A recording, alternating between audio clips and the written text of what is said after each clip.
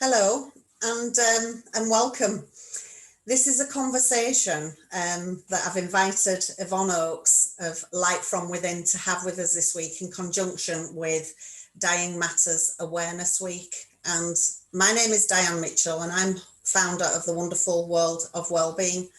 And wellbeing encompasses everything from beginning of life to end of life, and one of Yvonne's speciality areas is supporting those with life-limiting illnesses and end-of-life care as well. So, and I think a great introduction to Yvonne is she is an absolute expert in her field of life-limiting illnesses surrounding later life and death and dying. And actually now I'm saying that, later life for some people is not necessarily aged, is it? Because people lose their life at much younger ages today. So Yvonne is a soul midwife, a doula to life-limiting illnesses, and also a holistic therapist. And now is a good time with Dying Matters Awareness to open up this conversation. And we're trusting and hoping that with part of this for this week, it will help reduce the stigma around such conversations, which in turn will help reduce the fear and any heartache and isolation that comes with not being able to have the important conversations that what we believe are really necessary and supportive and compassionate in times of difficulty. So Yvonne, welcome. Hi, thank you, Diane. Thanks for inviting me to have this conversation today. You're welcome, and thank you. Thanks for giving your time to offer your expert skill on this subject. So the role of a birth midwife is likened to the role of a soul midwife. I think that's fair to say, isn't it? Yeah. Can you explain what a soul midwife does, what that role is? Yeah. Okay, and as you said, it's likened, a soul midwife's role is likened to the role of a birth midwife. And for quite some time now, I've found that is the easiest way to explain what we do, really, to people who, very few people have heard about soul midwives. We've all heard about birth midwives, and people say, what is a soul midwife?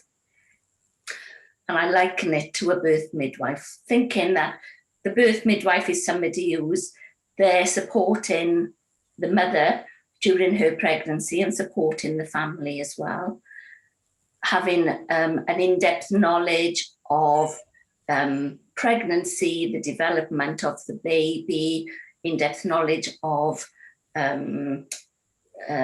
labour and delivery and the care of the mother and the baby afterwards.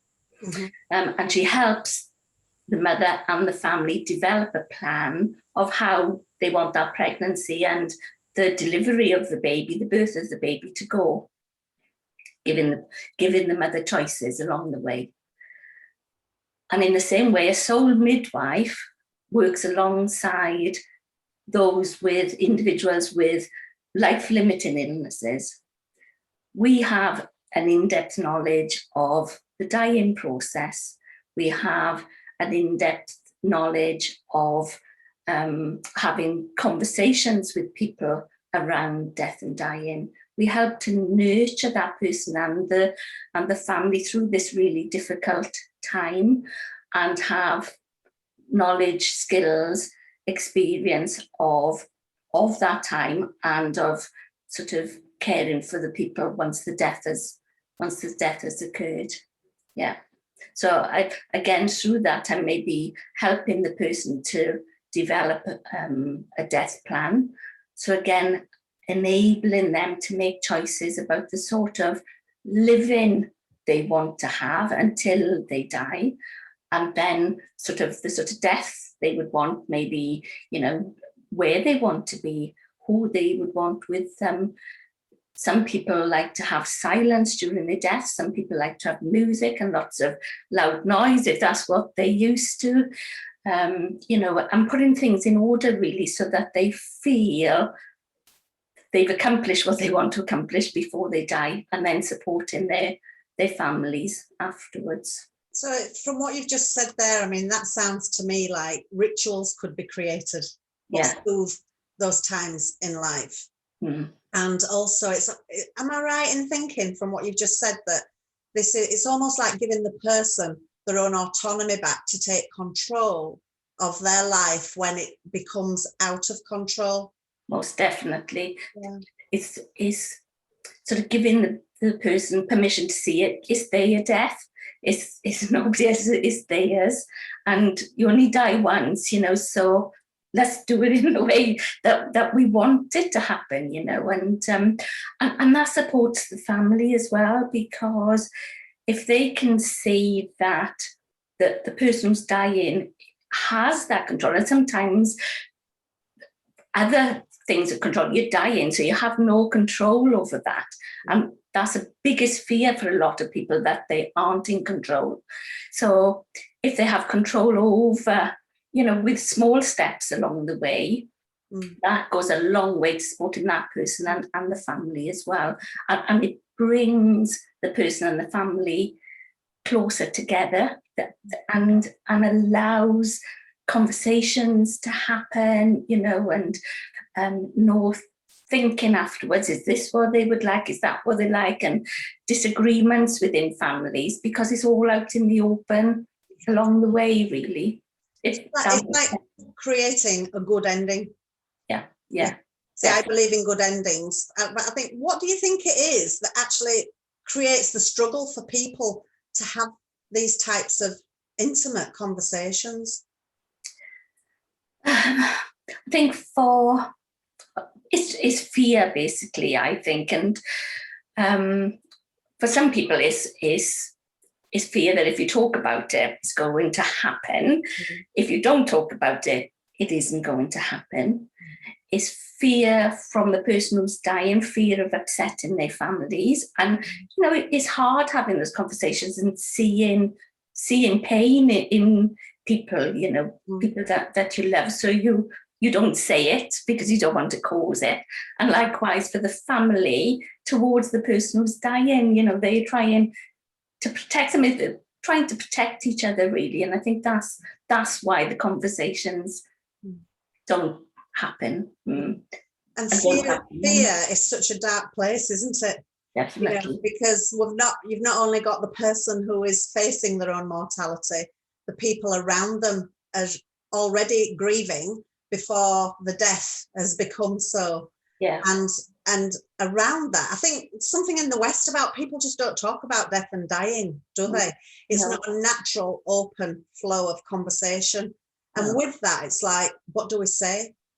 How do we say this? And the darkness that fear brings, it just gets in the way of so much, doesn't it?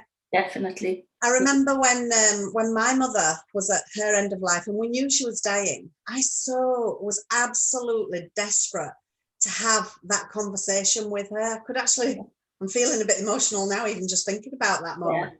But I wanted to say to her, you are dying, and I just didn't have, I was very young. I was only 22 at the time.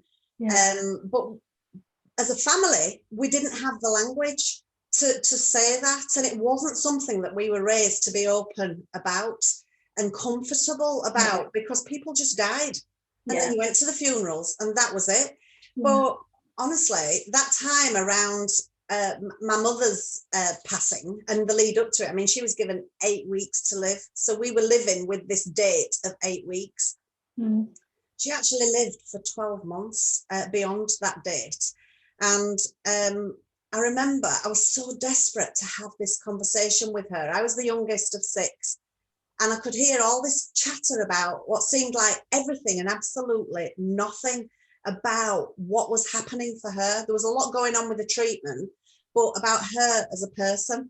And I just wanted to sort of put my hand inside her heart and just say, feel this, And one day I took her out in the car. I thought, I've got to do this.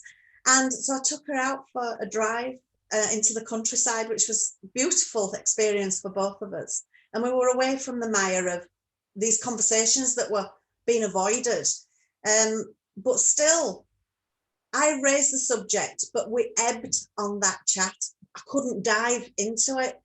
And I know now that was fear, but I so wanted to say to her, you are dying.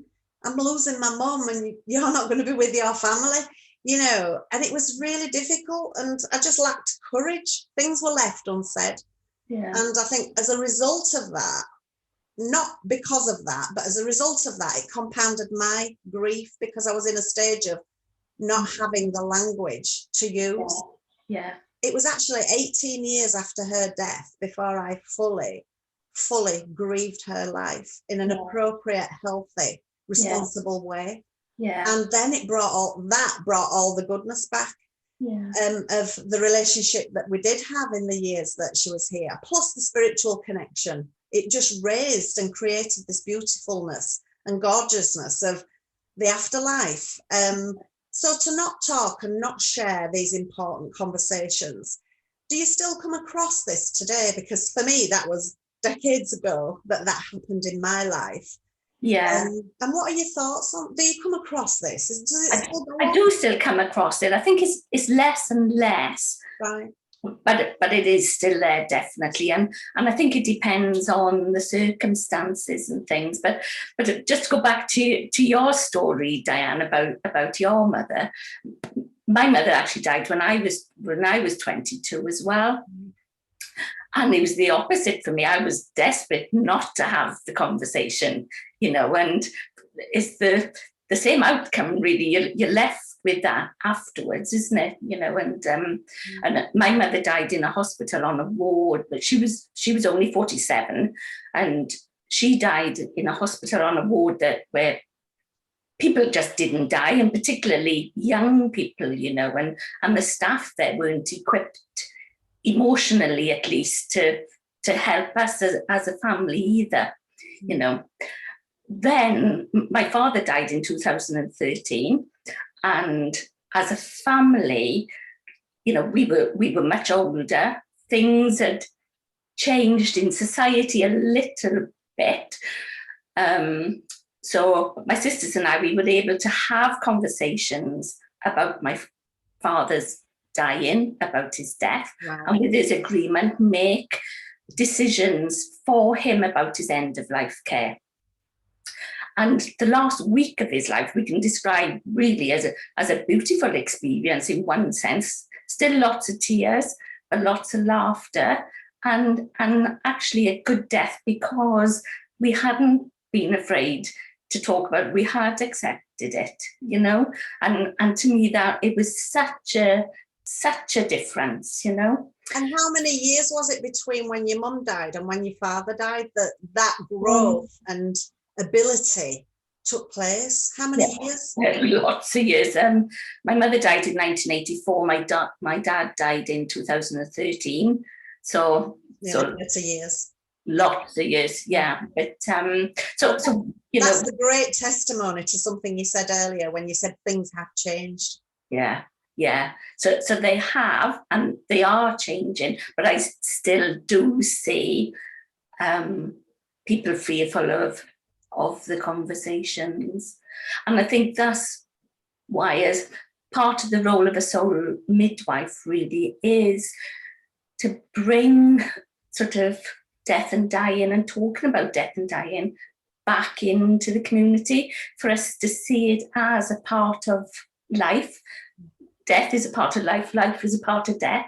And, you know, normalize.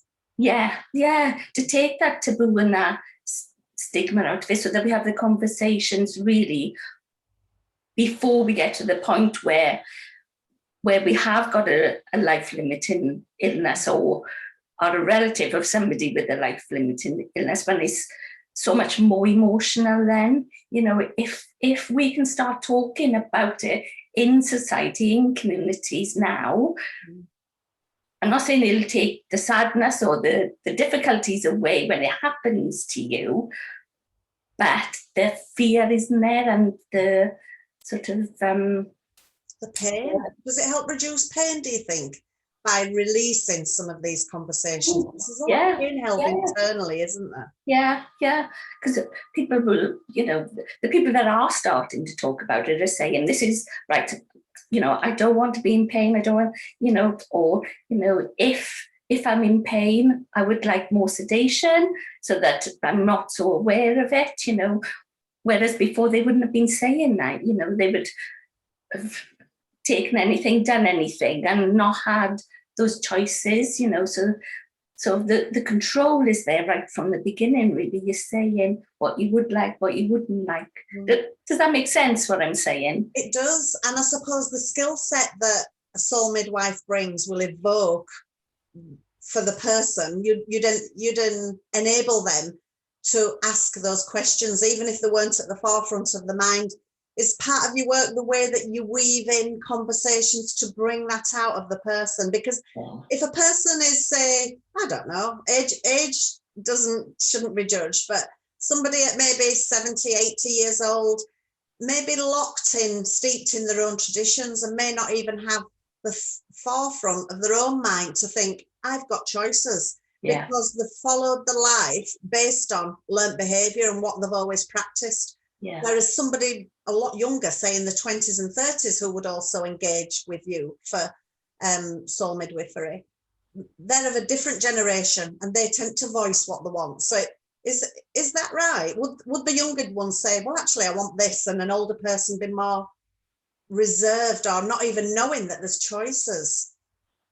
I think maybe generally you can say that, but obviously you can't generalize either, you know, and sometimes younger people still have older people around them who have their ideas, and so sometimes the younger people will slip into the background and let others sort of speak for them if they aren't given the opportunity to actually speak for themselves, and that's where somebody like a soul midwife can help, you know, regardless of age, really, regardless of age. I wish I would have had you in my life at the day that I hijacked my mother and got her out of the house. I think it was the first time she'd been out in months and months, but I had to hijack her, you know, and peeling her away from the rest of the family, and being the youngest was a difficult task to have. I couldn't have that conversation in front of other people because it would have been too painful for them. And in my situation, I found that we were all trying to save one another. Yeah, exactly. Is Yeah, that normal? what I was saying. Yeah, definitely is. But, you know, as well, though, some people who know they're dying, but don't want or need to talk about it. And that is okay as well. You know, they have to be allowed to not talk about it if they don't want to. Some people absolutely know, but will never talk about it, and that's fine. And a soul midwife is there to support from wherever that person is coming from. Is about them. It isn't about us having an agenda. It's about coming from where they're at. Their reference. Yeah. And they might show things in a different way, just in the small things that they are doing. You know, they're telling you, I know, without telling you, I know, if that makes sense. And you just be with, and as a soul midwife, you need to be comfortable just being with that person, talking or not talking, really, you know. So just to clarify, when you just said there, because I think that was really prevalent, it's almost like you're saying something without saying it. So if the person was to say to you, I know, well, are you interpreting that's their language of saying, I know I'm going to die? I think I would say to them, what do you know? Right. Yeah. Okay. You know, rather than assume I know what they mean. Yeah. And what may, I mean, I know there's no two human beings the same. An end of life is just as compassionate as what the beginning of life is, isn't it? But what may an end of life conversation sound like? And obviously there's different conversations for those supporting the person who is faced with their own mortality, and then obviously conversations with the person themselves. But is there one way or a variety of ways, or what's involved? I think again it is down to the individual. I can't say that 2 conversations are ever exactly the same. And I think it's just that, like, usually I would, introduce myself and why I'm there, what I can offer, and see where the conversation goes. Some people say, I have had people say, I'm dying, aren't I? And sometimes from their language, you can see that they really want to know.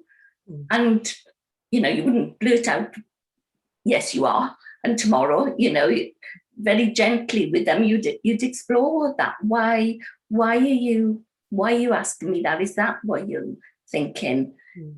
And then how does that make you feel? And just having open-ended questions takes them at their pace to explain how it is exactly for them now. So, it's not about me having an agenda to lead a conversation. It's about taking the lead from them. And when they ask the question, but it is very much about not being afraid of the questions, not being afraid to answer those questions, but taking cues from them as well when enough is enough. And it doesn't have to be done all in one conversation, it would be done over a period of time, but it's, so I don't know if I've answered your question really, but it's about coming from where that person is. So it's a holistic, it's the whole of the experience for that person. Yeah. And some of the attributes that you would bring are compassion, the wisdom and the knowledge and the depth of the subject itself. And then, of course, your own experiences within that wisdom that can evoke and just bring all that together. I'm sensing that this is a really, really gentle, I want to say process, but there isn't even a process with this. It's almost like an angelic, natural fluidity to the way that you would augment the supporting of a person's frame of reference, isn't it? I think it's just about remembering this as a person, and I think that's why the term soul midwife is nice, because when you think of a soul, you think of a person. So it's really about that person, Yeah. And I think as well, sort of going back to your question, I think it's about acknowledging yourself that sometimes you haven't got any of the answers, and it's not about making things up to sort of try to fix or, ease things for the person. It's about being honest, like when people say to me, why me? Why me? Why is this happening to me? I haven't really got an answer for that, but it's about exploring that, and often then it brings up things about their life, and sometimes it just allows them to offload things that maybe they've never said to anybody else, or things that they actually want to say to somebody but don't know how to start the conversation. And then as soul midwives, we can help with those conversations. So you can assist to evoke that, to enable the person to have that with their supporting family and friends members, and vice versa. Yeah. Or you could be a conduit to conversations between all parties. Yeah. And the peace that must come with that, the relief must bring. Does it bring relief? Have you, in your experience, that must bring a tremendous. It's like lifting the lid off a pressure cooker, isn't it? Yeah. Yeah. It's hard, It's not easy for them at the time, often. There's still, a lot of tears, a lot of hardship and whatever, but it does bring that relief with it as well. Yeah. Go on. I was going to say, and that helps. It helps all at the time, but it definitely helps with people's bereavement afterwards, Yeah. Like you said, Diane, it took 18 years for you to actually free yourself of that, isn't it? You know. And what I found as I reflected back, once I'd grieved her properly, what I found when I reflected back was that the grief that wasn't managed and evoked out of me at the beginning of her death, and my life as it started again once she died, it sort of, the grief seeped in. It never went away, but it seeped deeper and deeper to a point where, as I reflected back, I remember the day that I released from her, and it was almost like I looked over my shoulder and I thought, that grief took on a life of its own within my body and affected all those years for me. I drove my life differently because it was steeped in grief that I just didn't have the skill set to let it out. And until the right person and the right time came along, it was me what took the decision and thought, I need to sort my life out. And it became very prominent very quickly that it was grief that was my beef, if you like. But 18 years later, you know, these conversations are so important, aren't they? And even although I wouldn't necessarily turn the clock back, there's a lot of moments along that 18 years of me holding that grief inside. I realised my life would have been somewhat different. There'd have been less pain for a start, less confusion, and this anchoring of deep-seated pain that I now realise caused a numbing sensation. And I was living part of my life in numbness. Is that normal? Because that was my experience. Yeah, it's normal if it's your experience, isn't it? Yeah, and lots of people are left with that. And do you know, you've made me think now of not sort of in my soul midwifery role, but in my role as a palliative care nurse previously. Lots and lots of times, so many times, you know, the families felt angry because they really had been denying that their loved one was dying. And very often on the day of somebody's death, maybe the day before, they'd say to me, she's dying, aren't they? You know, and gently you'd say yes, and you're just allowing them to see it for themselves. And that sort of acknowledgement, that acceptance, up until that point, they would have been saying, she's having a terrible death, this is awful, you know, all of those sorts of things. And then once that acceptance had sort of settled with them, once they'd acknowledged and accepted it, they would actually say, that was a really good death, they died peacefully. And that always came from their acceptance. And like in what you bring, it brings a people to a place of, or can bring people to a place of what I would describe as dark, difficult emotions, to a place of more enlightened, peaceful, accepting resonance within themselves, which is bringing some level of harmony to what would be otherwise such a deep, dark, painful, emotional time. Yeah. It doesn't all have to stay in the dark, does it? You're bringing the light, which is probably why you've called your company Light From Within. Is that right? Partly. You've planned that. I planned some questions on this journey today, but I certainly didn't plan that. But it is bringing people from the dark to the light. Yeah. That's what I'm hearing here. Yeah. So when is a good time to start these conversations? If for people listening and watching this today, what's your advice to them? When should they start these conversations, Yvonne? Now really, you know, like I said earlier, when we start having the conversations, thinking for ourselves, you know, what is it that we actually want? And actually, you know, sort of, I suppose partly because I knew for the last couple of days we were going to be having this conversation, isn't it? But partly as my role as a soul midwife and sort of wanted to keep up to date, and just my general interest in the subject of death and dying, really. I read quite a lot around the subject, you know. And just over the weekend, I've been thinking myself, right, okay, in my head, and I've told certain aspects of it to certain members, what I want at the end of my life. And particularly I've thought about what sort of funeral I want.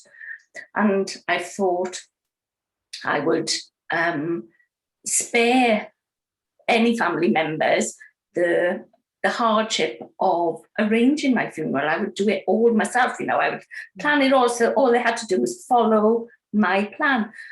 But actually over the weekend, I've started thinking, well, no, I know I want to be cremated. I know I want to be somewhere in nature, all of these things. So the basic things. But actually I'm starting to think, that the funeral is sort of an acknowledgement that I've died, and hopefully a celebration of my life. But the funeral as well is for the people who are grieving.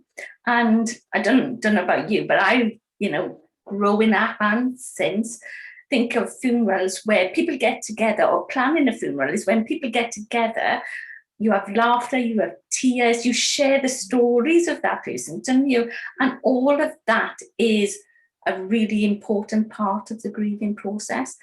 So I think now I'm going to leave a lot of sort of the actual detail of the funeral to those left behind, and think they know me, so they know what will remind them of me. So that will be embedded in the funeral, sort of thing. And I think with the choices that's come about now as we've evolved through life, the usual way forward would be either a cremation or a religious ceremony of some sort, but there's a whole host of other options around that now that perhaps you can assist people to just bring that information to them so they know they've got choices. It doesn't have to be one or the other. There's other things involved now, isn't there? Other options of, like you say, in nature, but there's other ways to even definitely we don't even need a funeral director. And if you don't want a funeral director, you don't have to have a funeral director. You don't have to go to a crematorium. A person can just stay at home. There's so many things that if we had conversations now, we could be exploring those, and sort of to that end. This might be another conversation that we come back to, because it is intriguing, isn't it? It is. It definitely is. Rich, so rich. And as part of my Soul Midwife role, I have held sort of with a Soul Midwife colleague, Lynn Amity-Dade, held Meet the Soul Midwife gatherings. And they are really informal, sort of upbeat, if you like, gatherings of anybody who wants to just pop out, stay as long as you want to, but to talk about death and dying. Do you mean like a death and dying cafe? Like a death cafe, yeah, exactly. Come along to share experiences, share ideas, share concerns and worries, get information about resources that are available, and just to have this information and stuff, really, or just come and listen, have a cup of tea and a piece of cake, and listen to important conversations, even if they don't need to join in. They can witness and listen and process. Take the time to process. They can take what they want from it. Yeah. And that's for people who are ill, or people who are fit, well, and for anybody. And young or old. So you, and it is going to be another conversation, but part of the work that you do as well, you do assist people to plan their own funeral in their terms, for what they want and to whatever degree. And how beautiful that, knowing we were going to chat today, that's evoked that for you as well. I think is really an intimate thing to be able to plan your own funeral, even if the choice is I'll leave it to others, or I'll leave part of it to others. It's a really intimate range of decisions, isn't it, that's really empowering and safe. So I've known people who have actually visited undertakers and chosen their own coffin. They've actually lay in the coffin, you know, and chosen that, you know. Wow. I know family members who've actually weaved a coffin for the person who has died, you know, and there's just so much more to it, really. Yeah. So at the beginning of this, when I was introducing you, I also mentioned that you are a holistic therapist as well. Do you ever what is that you do? And do you ever need to bring that or choose to bring that? Or are you invited to bring that side of your skill set into being a soul midwife as well? Yeah, definitely. I'm a Reiki master practitioner, and Reiki is just such a wonderful way of using energy, really. And at any point in someone's life, but when someone is dying, it can just bring so much calm. It's powerful, but it's a very gentle therapy, really. So if it feels appropriate and if the person is in agreement to it, then yes, I will use Reiki. I will also use gentle touch, which is just soothing, gentle touch, again, just non-invasive. I would use crystals, scents, music. I'm trained in Reiki drum therapy as well. And the soft beat of the drum as someone is dying, again, if it's appropriate, if they want it, is just beautiful, really, you know. So yeah, I feel very privileged that I can use other skills within the role of the soul midwife. And all these are what I would call rituals. Yeah. And for me, I think rituals are a way of bringing a person back to themselves, aren't they? So even although the soul is about to depart at some point from the body, before that happens, you're reconnecting that soul to the person, to give for the person to give themselves, to separate away from the body, to move on to whatever plane is right for them beyond. Exactly right. Yeah. So I think sort of at this point, Diane, if it's okay, I probably need to say that all soul midwives are trained at the School of Soul Midwives in Dorset, and we trained by Felicity Warner. And Felicity was forgotten the word now, but she was the end of life champion in 2017, and voted by the End of Life and National Council for Hospice Care. And we'd all trained by her, and then mentored by regional mentors. And so we all come from the same song sheet as soul midwives. But as you were just saying, this is what prompted me. We all bring our unique sort of skills and experience and things with us as well. And so some soul midwives are actually celebrants. You know, some are trained in aromatherapy and reflexology and in other holistic therapies, you know. So so we bring a whole range of things. So if for example, someone is listening to this today and they have, or maybe thinking that they possibly could have, a comfortableness around working in this field, facing death and dying, having the compassion and skills, or even to cultivate those skills, to maybe even they might be sat here watching this, listening to this, thinking, I could do that. I would like to do that. Or what advice could you give anyone who have got ideas or thoughts, or maybe this may be evoked to bring? We need more people of what you do.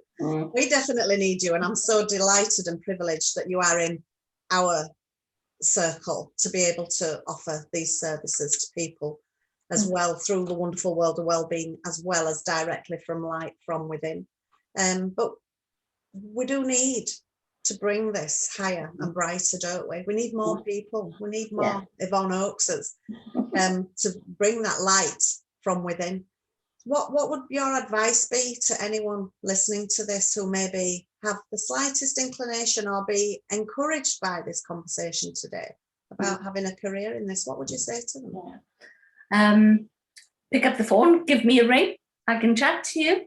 Fantastic. Or visit the Soul Midwives school online, just Soul Midwives. Yeah. And it'll come up. Felicity is always so pleased to talk to anybody who is thinking this is something that they might like to pursue. Yeah, most definitely. Yeah. Fantastic. Yeah. And for those listening who may be hesitant about taking the first steps of engagement with a soul midwife to support somebody in whether it's end of life or a life-limiting illness that may be ongoing, for those who are hesitant about taking the first steps, what advice can you give them?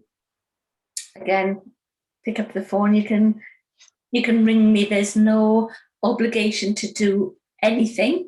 You know, sometimes just a one-off chat is enough. Sometimes, you know, again, to myself or and depending where you live, you know, there's if you contact the school, there's a whole range of us countrywide and internationally. Or so you can say if people rang you and they were in, say, Northern Scotland and they wanted somebody in person, then you could signpost them.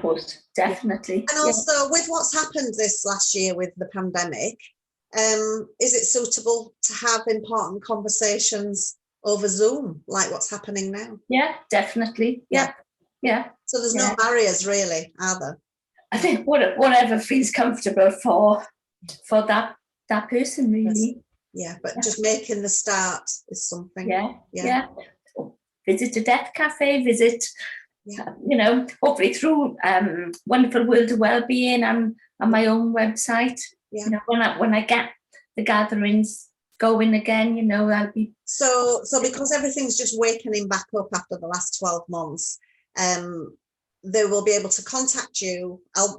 What we will do at the end of this video is all your contact details will be underneath this video, and I'm proud to say that Yvonne is one of our proud business members, and we're so proud to have her on wonderfulworldofwellbeing.com, where you've got access to Yvonne's soul midwifery and holistic therapy as well.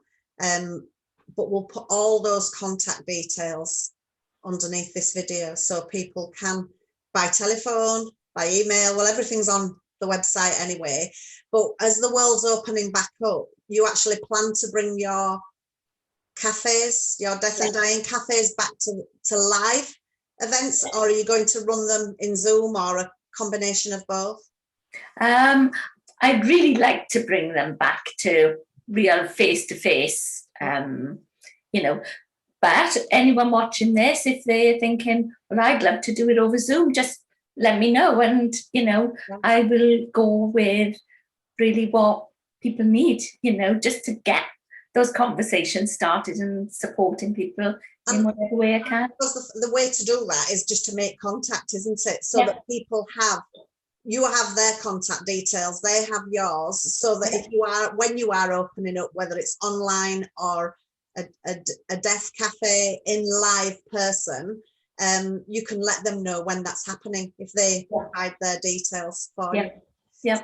So what I'm hearing, to sort of summarize here, anybody, family members, friends, people who are caring for somebody who's with a life-limiting illness or facing the absolute mortality, those who are supporting people with life restrictions, and the person themselves who are facing their own mortality, it's an appropriate way forward. And my quest is for you to give yourselves permission to get in touch with Yvonne, who will, if she can't help yourself or you're wanting somebody in your area, Yvonne can at least start to unlock these conversations and perhaps even signpost you if need be. And I mean, the time that I've known Yvonne, I know how much compassion and care and wisdom comes to this as well. So even having that initial conversation, even if you don't know what to say, you can just pick up the phone and say, I believe, Yvonne, it's okay to say, I'm calling you, but I don't know what to say. Is that because sometimes we just don't know what to say, do we? You know, so even if you're thinking, or it might not even be you, but you think it's going to happen at some point, which it will to all of us. We all came into this planet and we're all going to leave it. even if it's preempting a situation or just planting a seed for yourself, feel free to make contact with Yvonne to have a conversation, or perhaps you're on the listening end of information, vice versa. You might want to rewind this and play it again today, but whatever, you'll have all of Yvonne's details to be able to make that call that's going to help reduce the fear, the isolation, the stigma, and the pain that's trapped inside these conversations that are within what Yvonne can help you to evoke, to bring them out in such a beautiful, peaceful, wisdom-like way. Is that fair to say? Thank you. Yeah. Thank you. Thank you for bringing everything that you do to this subject. And I see how you are with individuals, as well as in groups. And there's compassion's got to be the foundation of everything. And that's an absolute prerequisite of your foundation, isn't it? Everything sits above the compassion that just you exude. So from the bottom of my heart, I would really like to thank you for giving this today to everybody listening to this, and perhaps even those where this is not first line direct, you may want to share this with somebody that you do know who it may be of support or help, so just to consider. Okay, is there anything else you would like to add to this conversation today, Yvonne? No, I don't think so, Diane. Just to say thank you, really, and thank you to the wonderful world of well-being to, for bringing these services to the front, really, for people to access is brilliant. Yeah, and come away feeling positive in some aspects of taking control, whatever that may be. Yeah. Well, like I said, sincere thanks, and we'll put all of Yvonne's contact details under this video, but on wonderfulworldofwellbeing.com you will find this specific service from Yvonne at Light From Within under care services. Okay, so any questions at all, please don't hesitate to get in touch, and thank you. Thanks, Dan.